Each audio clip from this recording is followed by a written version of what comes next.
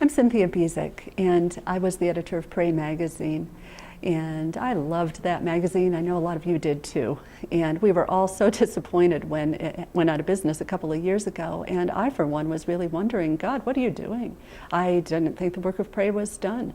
And I did what I always do. When I've got questions for God, I had a retreat with him, and I just kind of told him what I was thinking and what I was wondering and asked him some questions about it. And I sensed him saying very clearly, actually, we're not done yet. We've really only just begun. And I didn't know what that meant, but a couple of years later, I'm starting to see what that's all about. I am just so happy to be able to tell you that 2 years later, NavPress has continued to encourage prayer, to especially encourage a relationship with God through prayer, which is what Pray was always about. And we're doing that just in a whole bunch of different ways. We've got a social network, all for people who pray and are prayer leaders and want to grow in prayer. It's called the praynetwork.org. You can look it up. Join. There's about 3,000 other prayers out there that can talk with you and share blogs and whatever.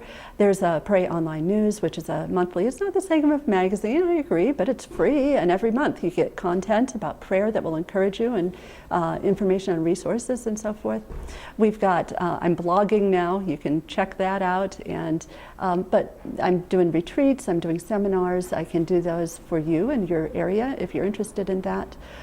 But what I'm most excited about right now is a new Bible study series that we're working on. It's called Breakthrough Prayer Studies for Small Groups. And in that, we take everything that Pray was, the come alongside, encouraging way that Pray had of talking to readers, the ways of helping readers know that they're not alone. There's somebody there who understands. The idea that it's not going to be guilt, and it's not going to be telling people to pray harder, pray more, pray better, nothing like that, but very invitational tone about having a prayer life that is all about relationship with God.